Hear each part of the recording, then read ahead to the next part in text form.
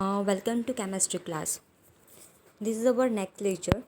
In previous lecture, we already studied the 2 points, that azimuthal counter number and spin counter number. Okay, and in azimuthal counter number को हमने azimuthal counter number और magnetic counter number study किया था.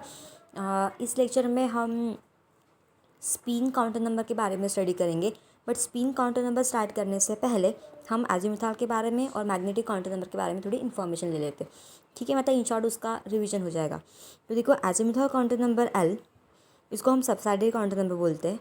Atomic orbital with the same value of N but different values of L constitute a subshell belong to the shell for the given value of N. आपको मैंने बताया था कि N की value मतलब atomic orbital अगर है तो एजीमुथल काउंटर नंबर जो प्रिंसिपल काउंटर नंबर है, जो इसके पहले मैंने आपको बताया था, उसके में प्रिंसिपल काउंटर नंबर जो है that gives a information about the shell, and azimuthal quantum number it gives a information about the sub shell to which electron belong. Electron कौन से शेल में है उसकी इन्फॉर्मेशन हमें प्रिंसिपल काउंटर नंबर देता है. इलेक्ट्रॉन कौन से सब शेल में है इसकी इन्फॉर्मेशन हमें कौन देता है, azimuthal quantum number. Okay, and that value that means की वैल्यू ऑफ एल मतलब azimuthal quantum number it depends on the principal quantum number N. N के ऊपर एल की वैल्यू डिपेंड करती है. एल की वैल्यू जो है वो एन के वैल्यू के ऊपर डिपेंड करती है. उसमें ये क्या है कि अगर हम एटॉमिक ऑर्बिटल अगर है, ठीक है, तो एटॉमिक ऑर्बिटल की वैल्यू जो है वो अगर सेम है, जैसे फॉर एग्जांपल अगर मैंने सपोज़ कंसिडर किया कि एन की जो वैल्यू है वो एन की वैल्यू अगर 1 है तो इसके लिए हमें एल की वैल्यू डिफरेंट मिलेगी. मतलब ऑर्बिटल, दो ऑर्बिटल है एस पी, हमारे पास तो 4 टाइप के ऑर्बिटल है, एस पी डी एफ, आपको पता होगा. और मैंने सपोज कंसिडर किया कि एस और पी इन दो ऑर्बिटल के लिए एन की वैल्यू सेम है, लेकिन एल की वैल्यू इन दोनों के लिए कैसे रहेगी, डिफरेंट रहेगी.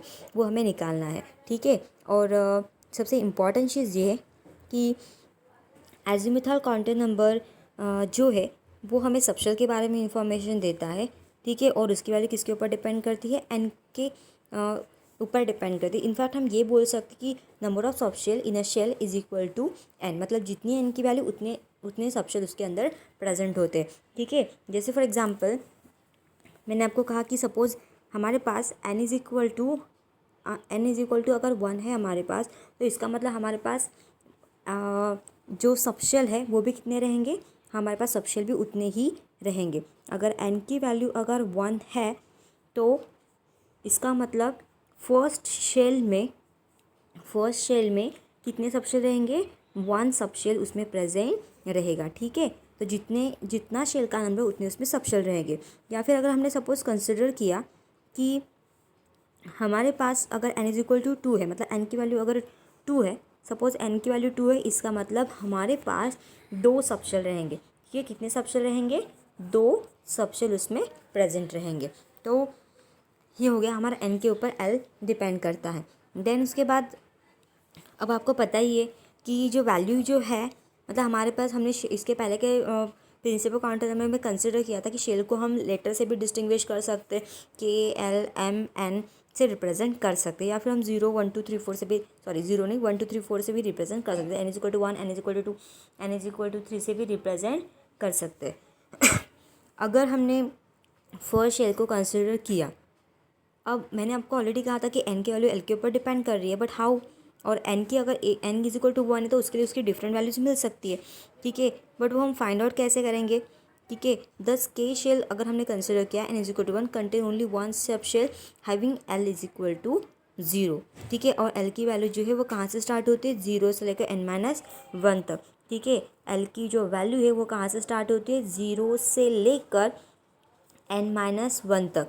ठीक है, अब n-1 मतलब क्या, अगर मैंने suppose n is equal to 1 consider किया है तो l की वैल्यू कितनी रहेगी. ठीक है, मैंने ऑलरेडी कहा कि l की वैल्यू 0 से लेकर n-1 तक रहती है. ठीक है, अगर n इज इक्वल टू 1 है मतलब n की वैल्यू कितनी हुई, अगर मैंने इस n के जगह पे 1 पुटअप किया, सपोज आपका ये फॉर्मूला है, अगर मैंने 0 to n-1 बोला तो n इज इक्वल टू 1 है, मतलब 1 - 1 मतलब कितना हो गया, 0. मतलब यहाँ पे n इज इक्वल टू 1 के लिए l की वैल्यू कितनी रहेगी, 0 रहेगी. ठीक है, तो n इज इक्वल टू अगर 1 है तो इसके लिए l की वैल्यू 0 रहेगी. ठीक है। और n इज इक्वल टू अगर 2 है तो l की दो वैल्यूज़ रहेगी। l की दो वैल्यू कौन सी रहेगी? 0 एंड 1, ठीक है। एंड सब, और उसका मतलब कि उसमें दो सबशेल्स रहेगी, ठीक है, और दो सब लेवल्स रहेगी, और उसको हम रिप्रेजेंट कर सकते हैं बाय लेटर SPDF। ओके, तो ये हो गया हमारा आज का पॉइंट, ठीक है। तो अब और सब आपको अभी दो चीज़ें क्लियर होगी। एक चीज़ ये कि एन की जितनी वैल्यू होती है उतनी उसके अंदर सबशेल होती है। एन की वैल्यू 1 है मतलब उसके अंदर 1 सबशेल, एन की वैल्यू 2 है मतलब उसके अंदर 2 सबशेल, एन की वैल्यू 3 है मतलब उसमें 3 सबशेल्स, ठीक है। और एन की वैल्यू 1 है, इसका मतलब क्या, एन की वैल्यू अगर 1 है मतलब एल की वैल्यू वहाँ पे 0 रहेगी और उसमें रहेगा एस ऑर्बिटल, मतलब S subshell, sorry not orbital, इस एस सबशेल, ठीक है। एन की वैल्यू अगर 2 है तो उसके लिए एल की दो वैल्यूज आएगी, एक आएगा 0 और एक आएगा 1, ठीक है। तो उसके लिए ऑर्बिटल कौन से रहेंगे?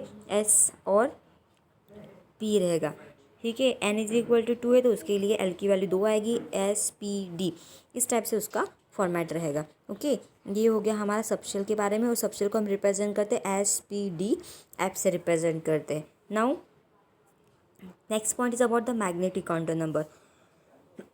आई होप आपको स्प्रिंग ये काउंटर नंबर के बारे में अच्छे से समझ में आ गया होगा, ठीक है। तो ये हो गया हमारा azimuthal counter number. Azimuthal counter number किसके बारे में बताता है? सब शेल के बारे में बताता है। जितना एन का नंबर, उतना एन का नंबर जितना रहेगा तो उतनी ही सब शेल उसके अंदर प्रेजेंट रहेगी। अगर एन इज इक्वल टू 1 है मतलब आपकी फर्स्ट शेल है, और एन इज इक्वल टू 1 मतलब फर्स्ट शेल, मतलब एल की भी वैल्यू कितनी रहेगी, एल के अंदर कितने सब शेल रहेंगे? 1 रहेगा। एन इज इक्वल टू 2 है मतलब आपकी सेकंड शेल है, आपकी सेकंड शेल है मतलब N is equal to 2, N is equal to 2 है इस, और एन का नंबर 2 है मतलब सब शेल का भी नंबर 2 रहेगा, मतलब उस सेकंड नंबर के शेल में दो सब शेल रहेगी। एन इज इक्वल टू 3 है मतलब थर्ड शेल के अंदर 3 सब शेल रहेगी, मतलब जितना एन का नंबर उतना सब शेल उसके अंदर प्रेजेंट रहेगा, जिसको हम रिप्रेजेंट कर सकते हैं SPDF सब शेल से। और हर एक इसके लिए आपको एल की वैल्यू अलग अलग मिलेगी। जैसे एन की वैल्यू 1 है तो उसके एल की वैल्यू 0 रहेगी। अगर एन इज इक्वल टू 2 है तो उसके लिए अलग अलग वैल्यूज रहेगी। मतलब एन के डिफरेंट डिफरेंट वैल्यूज़ के लिए एन के वैल्यूज़ के लिए आपको एल के डिफरेंट डिफरेंट वैल्यूज़ मिलेगी। ना मैग्नेटिक काउंटर नंबर के बारे में देखो। Magnetic quantum number it gives the information about the relative spatial orientation of the orbital in given subshell, ठीक है। मैग्नेटिक काउंटर नंबर जो है वो क्या देता है? It gives the information about the magnetic counter number gives the information about the relative spatial orientation of the orbital in given subshell. उस given subshell के अंदर जो ऑर्बिटल्स है उसका ओरिएंटेशन कैसे रहेगा, उसका स्पैटियल ओरिएंटेशन कैसा है, मतलब उसका स्पैटियल अरेंजमेंट कैसा है, किसका? ऑर्बिटल का। तो उसके बारे में हमें इन्फॉर्मेशन देंगे, ठीक है। प्रिंसिपल काउंटर नंबर शेल के बारे में बताता है, एजिमुथल काउंटर नंबर सबशेल के बारे में बताता है, और magnetic quantum number it gives the information about the orientation of orbital. Shell के अंदर सबशेल, सबशेल के अंदर ऑर्बिटल। ओके, तो हमें किसके बारे में इन्फॉर्मेशन देगा? वो ऑर्बिटल के ओरिएंटेशन, मतलब एग्जैक्ट ऑर्बिटल कैसे अरेंज रहेंगे, उसका अरेंजमेंट कैसे रहेगा, उसके बारे में हमें मैग्नेटिक काउंटर नंबर इन्फॉर्मेशन देगा, ठीक है। And for any subshell for any subshell values of m which are possible values of m are possible which range through, मतलब अगर कोई भी एक सबशेल दिया है, एस दिया है, पी दिया है, डी दिया है, कोई भी एक सबशेल दिया है तो उसके लिए हमें एम की जो वैल्यू मिलेगी वो हमारे इस रेंज में रहेगी। कौन सी रेंज में रहेगी? जो आपको नीचे दी गई जो रेंज है, ठीक है। कौन सी रेंज दी है आपको? ये जो आपको पॉइंट दिया, ये जो रेंज है M1 is equal to -L minus, मतलब सेंटर में 0 रहेगा, ठीक है। सेंटर में क्या रहेगा? 0 रहेगा। फिर उसके बाद यहाँ पे 0 के बाद रहेगा L-2, L- इस साइड में भी L-2, इसमें भी L-1, इस टाइप से। मतलब हमें L की दो वैल्यू, आपको पता होगा नंबर स्केल, पहले सेंटर में 0 होता है, फिर +1, यहाँ पे +2, यहाँ पे सॉरी देखो सेंटर में आपका 0 होता है, और उसके बाजू में आपको नंबर स्केल +1, +2, यहाँ इस साइड में -1, -2, ठीक है, -2 लाइकवाइज, इस टाइप से इस टाइप से आपके नंबर्स की होती है, उसी टाइप से आपको m की वैल्यू मिलेगी। अब कैसे मिलेगी ये भी आपको मैं बताया था, बट सिर्फ अभी एक बार रिवाइज कर लेते हैं, ठीक है। अब हर एक सबशेल के लिए हमें वैल्यू पता है, ठीक है। तो हमारा अगर एस सबशेल है तो एस सबशेल के लिए एल की वैल्यू कितनी होती है, 0 होती है, ठीक है। ये आपको याद रखना है। एस सबशेल के लिए एल की वैल्यू कितनी होती है, 0 होती है। तो उसके लिए हमें एम की वैल्यू कितनी मिलेगी, ठीक है। एस सबशेल के लिए एस सबशेल है और एस सबशेल के लिए एल की वैल्यू 0 रहती है, ठीक है। तो अलाउड वैल्यूज़ ऑफ एम कितना रहेगा, 0 रहेगा। और वो निकालने के लिए हमारे पास फॉर्मूला कौन सा है, 2l+1। इस फॉर्मूला से हम फाइंड आउट कर सकते हैं कि एस सबशेल के लिए वैल्यू कितनी रहेगी। अगर मैंने यहाँ पे एल की वैल्यू यहाँ पे पुटअप कर दी तो 2 × 0 + 1, तो हमारा आंसर 2 × 0 मतलब 0, ठीक है। 0 + 1 मतलब हमारा आंसर कितना आएगा, 1 आएगा, ठीक है। तो हमारे एम की वैल्यू कितनी है, 1 है। मतलब एस सबशेल के लिए एल की वैल्यू 0 होती है, वो आपको ध्यान में रखना है। और हमारे पास एम की वैल्यू निकालने के लिए फॉर्मूला है, ठीक है। मतलब एस सबशेल के लिए एल की वैल्यू 0 तो एम की वैल्यू कितनी है, 1। कैसे, बाय यूजिंग दिस फॉर्मूला 12+1। यहाँ पे हम एल की वैल्यू पुटअप करेंगे 0, तो 2 × 0 + 1 and 2 × 0 0 and this +1, 0 + 1 it becomes a m = 1। तो हमारे एस सबशेल के लिए एल = 0 है तो एम = कितना रहेगा, 1 रहेगा, ठीक है। तो हम ऐसे एम की वैल्यू निकालेंगे, मतलब हमारे पास हमारे एस सबशेल में एक ही ऑर्बिटल प्रेजेंट रहेगा, ठीक है। एम, क्योंकि जो मैग्नेटिक काउंटर नंबर है वो हमें ऑर्बिटल के बारे में बताता है, और उस एम की वैल्यू 1 है, मतलब हमारे एस सबशेल में एक ही ऑर्बिटल प्रेजेंट रहेगा, ओके। नाउ अगर सपोज हमारे पास पी सबशेल है, ठीक है। हमारे पास क्या है, पी सबशेल है। तो पी सबशेल के लिए एल की वैल्यू कितनी होती है, पी सबशेल के लिए एल की वैल्यू 1 है, ठीक है। पी सबशेल अगर है तो पी सबशेल के लिए एल की वैल्यू 1 होती है, ठीक है। पी सबशेल के लिए एल की वैल्यू 1, तो फिर एम की वैल्यू कितनी मिलेगी, तो उसके लिए हमें क्या फॉर्मूला यूज़ करना है, फॉर्मूला कौन सा यूज़ करना है, 2l+1 का। तो अगेन इसमें एल के जगह पे 1 प्रोडक्ट करो, 2 × 1 + 1, ठीक है। तो 2 × 1 मतलब 2 एंड +1, 2 + 1 कितना हो गया, 3 हो गया। मतलब एम की वैल्यू कितनी मिलती है, 3। वैल्यू 3 है, मतलब उसकी 3 डिफरेंट वैल्यूज़ मिलेगी। ये क्लियर करना है आपको कि एम की वैल्यू 3 आ रही है, मतलब m = 3। इसका मतलब क्या कि हमारे पास एम की 3 वैल्यूज़ है। क्या याद रखना है, इस फॉर्मूला से हमने पी सबशेल के लिए एल की वैल्यू 1 है, तो उसके according by using this formula हमने यहाँ पे 1 पुटअप करने के बाद हमें आंसर कितना मिला, m = 3। m = 3 मिला, इसका मतलब हमारे पास m की 3 वैल्यूज़ है, वो भी अलग अलग 3 वैल्यूज़ है, ठीक है। और वो कौन से, मैं बता दूँ आपको, हमारे पास l की 3 वैल्यूज़ कौन सी रहेगी, पी सबशेल के लिए l की वैल्यू 1 और सॉरी, ठीक है, आपको बताती हूँ। यहाँ पे पी सबशेल के एल की वैल्यू 1 और एम की कितनी वैल्यूज आती है, एम की कितनी आती है, 3 आती है। अब 3 वैल्यूज़ मतलब m = 3, मतलब 3 लिखना नहीं हमें एम की 3 डिफरेंट वैल्यूज़ लिखनी है। और वो कौन सी है, नंबर स्केल में सेंटर में 0 आता है, बाद में राइट हैंड साइड में +1 आता है और लेफ्ट हैंड साइड में -1 आता है। तो ऐसी हमें 3 वैल्यूज़ उसकी मिलती है, -1, 0 एंड +1। तो हमारे पास ऐसी 3 ओरिएंटेशंस होती है ऑर्बिटल की, +, -1 एंड 0, ओके। तो ऐसे हमें m की 3 वैल्यूज़ मिलती है। इसका मतलब हमारे पी सबशेल में कितने ऑर्बिटल्स है, हमारे पास पी सबशेल में 3 ऑर्बिटल्स है, ये हमें याद रखना है। पी सबशेल में कितने ऑर्बिटल्स है, 3 ऑर्बिटल, बाय बिकॉज उसमें m की वैल्यू 3 और कौन सी वैल्यूज है उसकी, -1, 0 एंड +1। इसकी वजह से कितनी ऑर्बिटल प्रेजेंट है, 3 ऑर्बिटल। इसके जैसे हम डी सबशेल, एफ सबशेल के बारे में फाइंड आउट कर सकते हैं। आपको आई होप आपको ये समझ में आ गया होगा कि एग्जैक्टली मुझे क्या कहना है, ठीक है। सब अब एक और बता देती हूँ आपको डी के बारे में, तो आपको क्लियर ही हो जाएगा, ठीक है। तो अगर मैंने डी सबशेल के बारे में कंसिडर किया तो एल की वैल्यू कितनी रहेगी उसके लिए, डी सबशेल के एल की वैल्यू 2 रहेगी। तो अकॉर्डिंग टू फार्मूला 2l+1 हमें एम की कितनी वैल्यू मिलेगी, 2 × 2 + 1 मतलब 2 2 ज़ा 4 + 1 मतलब कितनी, एम की वैल्यू 5 मिलेगी। अब एम की वैल्यू 5 मिलेगी मतलब हमारे डी सबशेल में कितने ऑर्बिटल रहेंगे, 5 ऑर्बिटल रहेंगे। डी सबशेल में कितने ऑर्बिटल रहेंगे, 5 ऑर्बिटल्स रहेंगे। और एम की वैल्यू कितनी मिलेगी, 5 डिफरेंट वैल्यूज़ मिलेगी। कैसे, देखो अभी मैंने जो अभी बताया, ठीक है, डी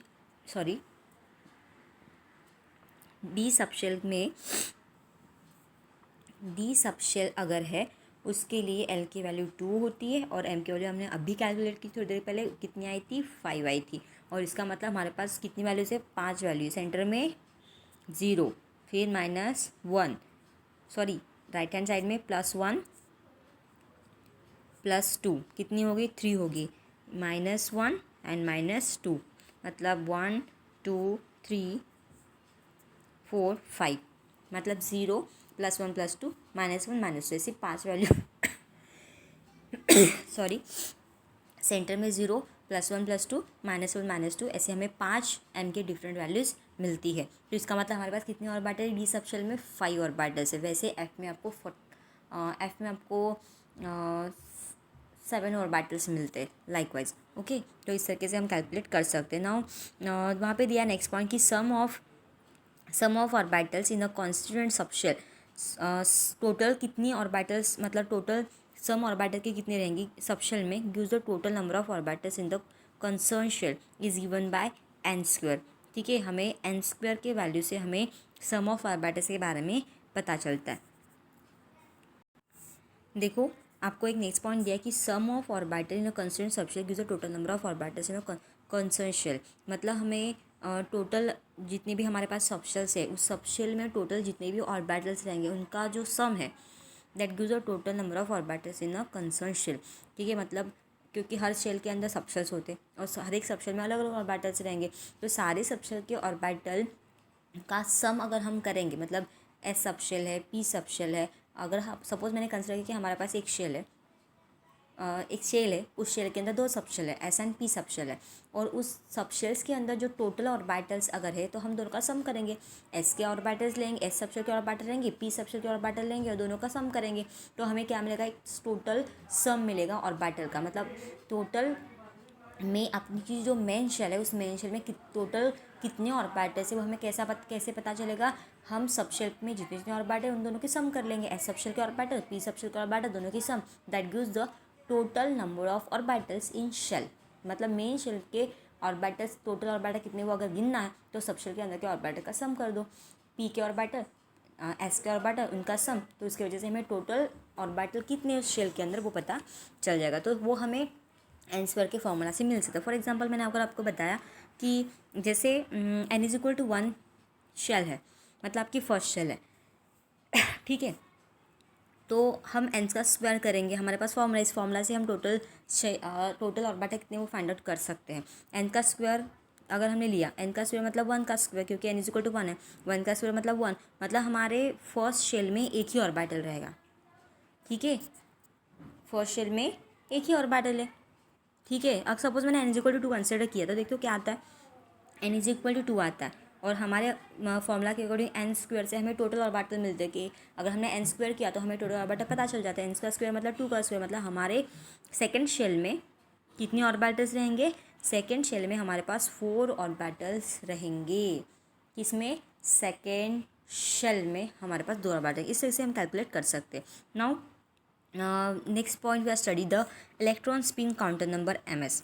तो electron spin quantum number ms जो है वो हम कैसे निकाल सकते हैं, इलेक्ट्रॉन स्पिन काउंटर नंबर को हम किसी डिनोट करते हैं, इलेक्ट्रॉन स्पिन काउंटर नंबर जो है उस इलेक्ट्रॉन स्पिन काउंटर नंबर को हम ms से, जनरली हम s से पहले डिनोट कर देते, एस आया मतलब स्पिन काउंटर नंबर ऐसे कंसिडर करते हैं, but now in new book new syllabus they are consider as a m and उसमें उसके सफिक्स में उसमें बेस में s लगा है, तो ये हो गया आपका electron spin quantum number ms and that specifies the spin state of electron in an orbital.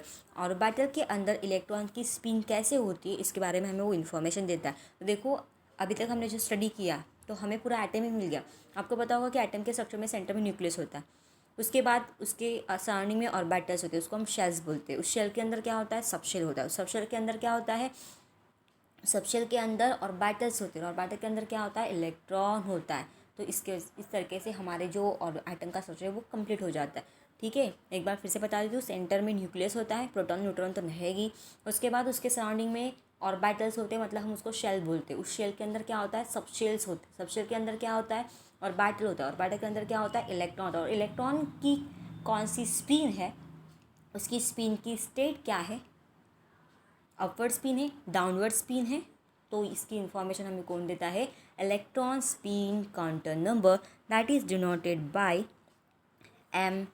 MS। Okay, समझ में आ गया। मैंने आपको क्या बताया अभी। पहले कौन आता है, पहले कौन आता है, शेल आता है। शेल के बाद सबशेल आता है। ठीक है, आपको बता देती हूँ, शेल सबसे पहले शेल, न्यूक्लियस के अराउंड में शेल्स आते हैं। न्यूक्लियस के अराउंडिंग में न्यूक्लियस के सराउंडिंग में शेल, शेल के अंदर होता है सबशेल, सबशेल के अंदर होता है ऑर्बिटल, ऑर्बिटल के अंदर होता है इलेक्ट्रॉन एंड दैट। ठीक है, शेल इलेक्ट्रॉन कौन सा शेल में है वो बताता है, सबशेल में फिर इलेक्ट्रॉन, मतलब शेल, शेल के अंदर सबशेल, सबशेल के अंदर ऑर्बिटल, ऑर्बिटल के अंदर इलेक्ट्रॉन। ठीक है, N gives the information about the shell, L gives the subshell, M gives the orbital and S gives the spin of the electron. Now electron spin around its axis, electron आप हमेशा अपने own axis के around में क्या होता है, revolve होते रहता है। आपको पता होगा कि इलेक्ट्रॉन जो है वो अपने खुद के एक्सिस में हमेशा रिवॉल्व होते हुए रहता है। ये उसकी एक्सिस है, उस एक्सिस के अराउंड में वो घूमते रहता है। ठीक है, इलेक्ट्रॉन जो है that spins around its own axis and that impart a spin angular momentum. उसकी वजह से हमें उस इलेक्ट्रॉन की, मतलब इलेक्ट्रॉन अपने खुद के एक्सिस में जब रिवॉल्व होते रहता है तो वो अपनी एक स्पिन एंगुलर मोमेंटम की वैल्यू देता है। किसकी वैल्यू देता है, स्पिन एंगुलर मोमेंटम, मतलब एक पर्टिकुलर एंगल से वो एक्सिस में मूव करते रहता है। उसकी वजह से आपको एक मैथमेटिकल वैल्यू मिलती है, उसको हम बोलते हैं स्पिन एंगुलर मोमेंटम। ठीक है, हर एक इलेक्ट्रॉन की एक स्पिन एंगुलर मोमेंटम की वैल्यू मिलती है and the two orientation which the spin angular momentum of an electron can take up give rise to a spin state which can be distinguish from each other by the spin quantum number. तो ये जो spin quantum number मिलता है हमें, ये जो spin angular quantum number, आप spin angular momentum जो इलेक्ट्रॉन के लिए मिल रहा है, ठीक है, that gives a spin state. वो हमें दो स्पिन स्टेट की, मतलब हमें वो स्पिन स्टेट के बारे में इंफॉर्मेशन देता है। ठीक है, तो वो किसकी हेल्प से देता है, टू ओरिएंटेशन की हेल्प से। मतलब इलेक्ट्रॉन के दो ओरिएंटेशंस होते हैं और वो ओरिएंटेशन वो किसके हेल्प से देता है, स्पिन एंगुलर मोमेंटम के हेल्प से देता है। और वो दो इलेक्ट्रॉन को एक दूसरे से डिस्टिंग्विश भी करता है, क्योंकि एक ऑर्बिटल में दो इलेक्ट्रॉन की कैपेसिटी होती है। ठीक है, एक ऑर्बिटल में कितने इलेक्ट्रॉन रहते हैं, दो इलेक्ट्रॉन रहते हैं। तो एक इलेक्ट्रॉन की स्पिन अपवर्ड तो दूसरे इलेक्ट्रॉन की स्पिन डाउनवर्ड होती है। तो ये जो उसकी स्पिन की स्टेट है वो किसके हेल्प से मिलती है, स्पिन एंगुलर क्वांटम नंबर के हेल्प से हमें वो वैल्यूज़ मिलती है। ठीक है, और एक अगर क्लॉकवाइज से रोटेट होता है तो दूसरा एंटी क्लॉकवाइज से रोटेट होता है। उसकी वजह से एक की वैल्यू अगर +½ है तो दूसरे की वैल्यू -½ होती है। ठीक है,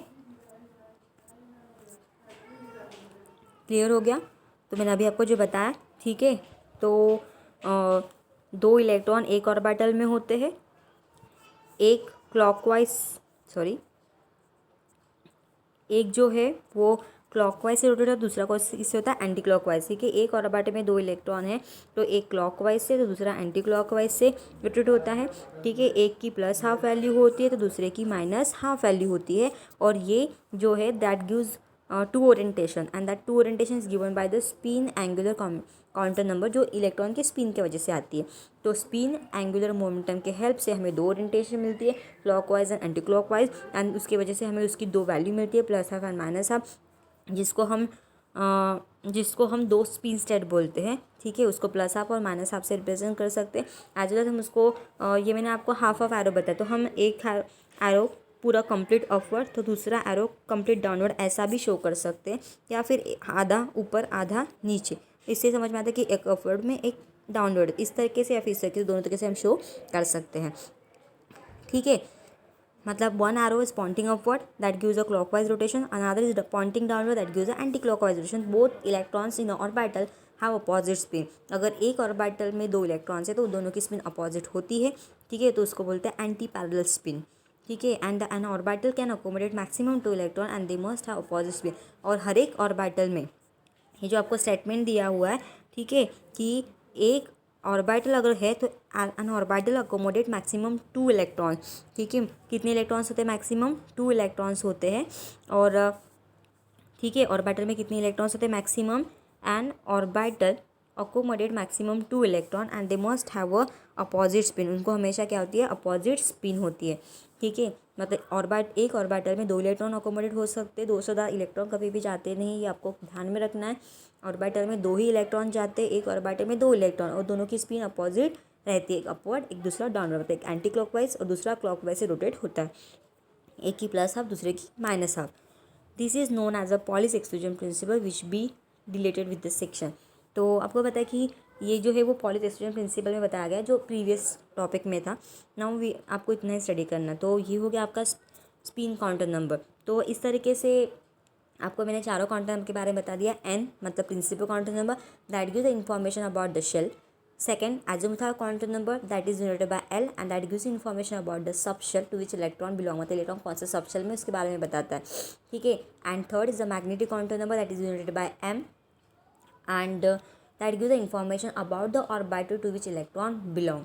And last is the spin quantum number that gives the information about the spin of the electron whether it is anti-clockwise and clockwise. Okay. तो इलेक्ट्रॉन की पूरी कुंडली हमें इन चारों प्रिंसिपल काउंट नंबर से मिलती है, इसलिए it's a very very important topic. So इस लेक्चर में यही तक. Thank you.